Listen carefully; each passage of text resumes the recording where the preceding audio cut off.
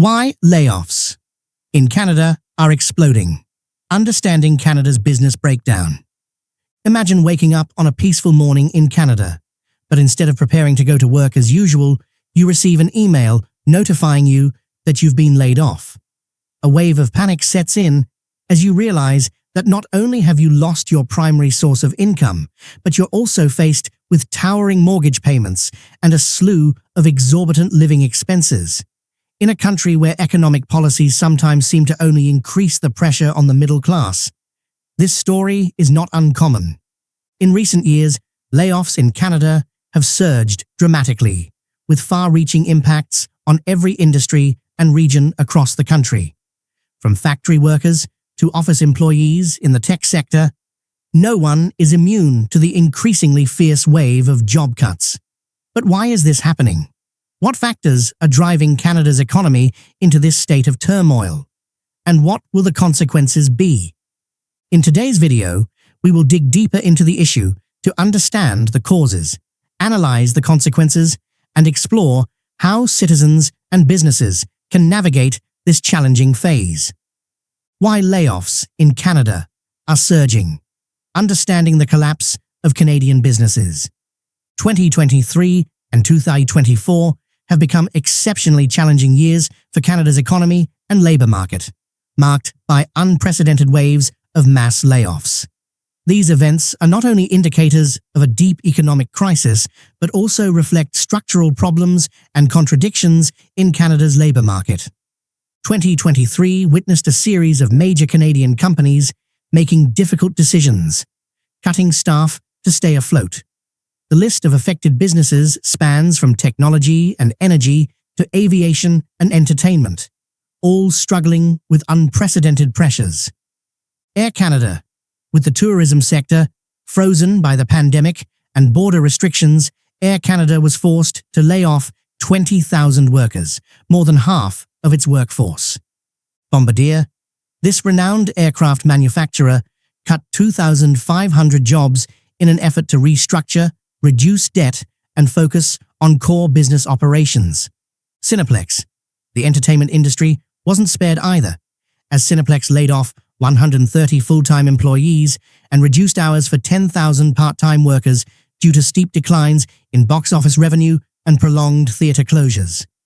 Suncor, the energy giant, cut 2,000 jobs, equivalent to 15% of its workforce, as a result of low oil prices and weak demand for energy products. These figures represent not only the loss of jobs, but also a ripple effect on the income, spending, and tax contributions of thousands of Canadian workers. For families, it's a financial crisis. For the economy, it's a decline in productivity and competitiveness. What's surprising is that these layoffs have occurred amid signs of optimism in Canada's labour market, at least on the surface.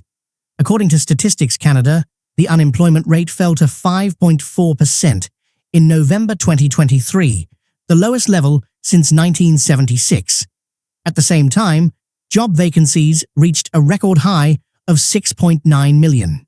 However, this data presents a confusing paradox.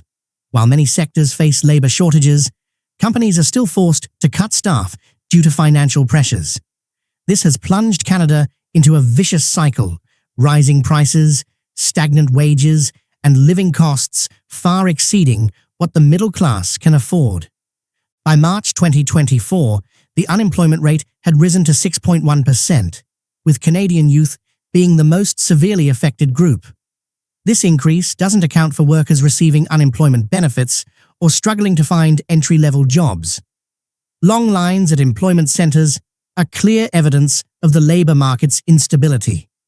These figures not only reflect an unstable labour market, but also increase the pressure on both businesses and workers. As businesses are forced to cut costs, they also face pressure to increase wages to attract talent, even as prices and interest rates continue to climb. Workers, particularly young people, are facing an uncertain future. Many are choosing to migrate abroad in search of better job opportunities, putting Canada at risk of a brain drain. This further reduces the economy's competitiveness and creates a negative spiral. The current situation raises a significant question about Canada's economic future. How can it overcome this challenging phase? The answer may lie in reforming economic policies to balance growth and stability. At the same time, businesses need to find ways to optimize operations without harming their workforce. For workers, enhancing skills, expanding adaptability, and taking advantage of retraining opportunities will be key to surviving and thriving in a constantly evolving labor market. The wave of layoffs in Canada is a clear warning that no stability is permanent, and to face uncertainty, both businesses and workers must better prepare for unpredictable changes. 2024 shows no improvement, with continued layoffs in Canada. If you thought 2023 was a bad year, 2024 offers no relief for Canadian workers hoping for a brighter future after the job cuts of 2023.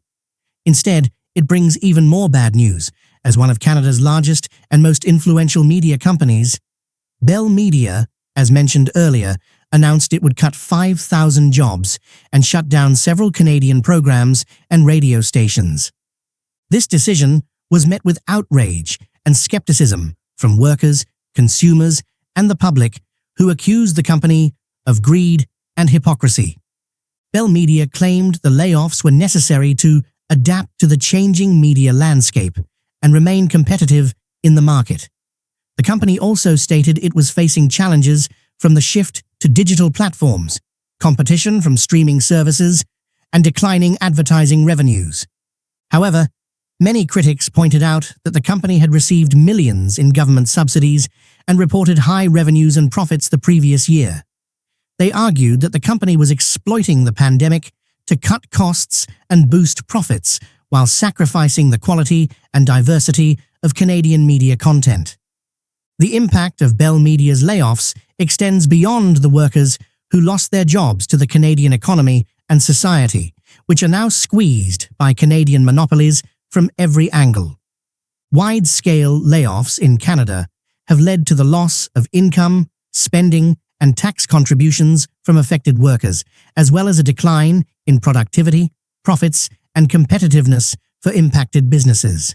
Layoffs also erode the diversity and quality of Canadian media content, as well as public interest and trust in journalism.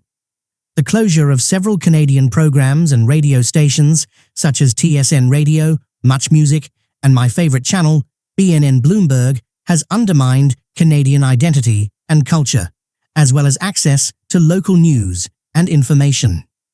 Even self-employed individuals are not safe in Canada's labour market. Another alarming trend in Canada's labour market is the decline in self-employment. Self-employment can offer numerous benefits, such as flexibility, autonomy, creativity, and satisfaction. However, it can also come with many challenges, such as uncertainty, risk, isolation, and lack of support. According to the latest figures from the Labour Force Survey, the number of self-employed workers in Canada decreased by 1.4% in January 2024 compared to the same period in 2023. The self-employment rate, the proportion of self-employed individuals out of the total employed population, also fell to 14.7%, the lowest level since 2016. The decline in self-employment in Canada may be attributed to several factors, such as an aging population, economic downturns, technological changes, and regulatory barriers. A study by the Fraser Institute highlights the following reasons for the downward trend in self-employment since 2000. Aging population. The growing number of older workers who are more likely to be self-employed has decreased as they retire or exit the labour market, reducing the pool of self-employed individuals. Economic downturns. The pandemic-induced recession slashed demand and opportunities for freelancers, particularly in the service sector, forcing many to seek alternative employment. Technological changes. While technology has created new opportunities for self-employment by enabling remote work and access to new markets, it has also increased competition and operational complexity, sometimes displacing traditional self-employment roles. Regulatory barriers. Canada's regulatory environment poses significant challenges for freelancers, including limited access to social benefits, financing, training, and inadequate protection and recognition of their rights. Understanding why layoffs in Canada are surging. According to numerous economists and analysts, the outlook for Canada's labour market in 2025 remains grim. The general consensus is that there will be more demand for jobs than available positions.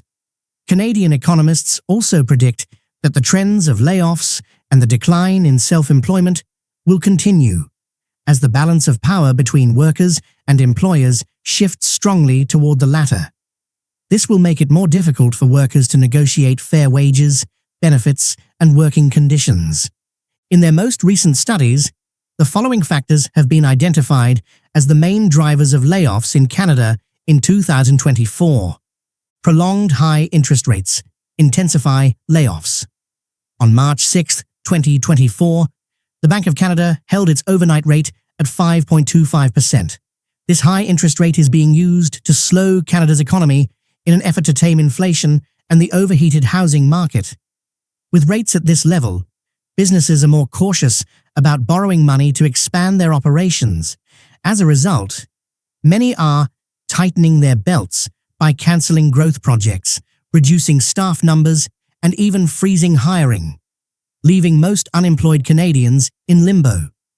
Increased labour productivity reduces demand for cognitive workers. With the adoption of artificial intelligence, AI, in the workforce, employees are now much more productive than before. Instead of hiring a team of editors for your magazine, you can now employ just one editor with a subscription to ChatGPT to produce large-scale articles. Unfortunately, this makes many jobs redundant, leading to the mass layoffs we are witnessing today. Significant cuts in consumer spending. The dirty little secret of 2024 is that if you exclude population growth driven by immigration, Canada's GDP is actually shrinking. In fact, this has been the case for several quarters, meaning we are in a technical recession similar to our Japanese and German counterparts. Organizations recognize this and are proactively safeguarding their finances by cutting expensive employees from their payrolls before low sales quotas are officially recorded. These factors will have varying impacts on different industries, occupations, and regions in Canada. Industries such as healthcare, education, and technology will face high demand and limited labor supply, empowering workers with greater bargaining power. Occupations like nurses, teachers, and software developers will offer competitive salaries and benefits, attracting skilled labor. Regions like Ontario, Quebec, and British Columbia will experience strong job growth and low unemployment rates, making them attractive to workers. Conversely, industries like retail, hospitality, and manufacturing may encounter low demand and an oversupply of labor, giving employers more negotiating power. Occupations such as sales clerks, service workers, and factory employees may see lower wages and limited opportunities, posing challenges for workers. Regions like Alberta, Saskatchewan, Newfoundland, and Labrador may struggle with low job growth and higher unemployment rates, disadvantaging workers. Conclusion: navigating the challenges. If you're seeking better job opportunities and an improved quality of life, you may want to consider the following options. For those planning to move to Canada, carefully evaluate your decision to move at this time, unless your field is in high demand. According to Canada Wiz, some of the most in-demand jobs in Canada in 2024 include nurses, HR managers, electrical engineers, veterinarians, and pharmacists. However, these roles may also face high competition, lower wages, and strict visa and immigration requirements. For those living in Canada, consider relocating to a country with a lower cost of living and better job markets than Canada. According to Numbeo, some of the cheapest countries to live in 2024 include Egypt, Ukraine, Sudan, and Kyrgyzstan. Meanwhile, US News highlights countries like Singapore, Switzerland, Germany, and Japan as having the best job markets in 2024. The wave of layoffs in Canada is a stark reminder that no stability is permanent. To face uncertainty, both businesses and workers need to better prepare for unpredictable changes and adapt to evolving economic conditions.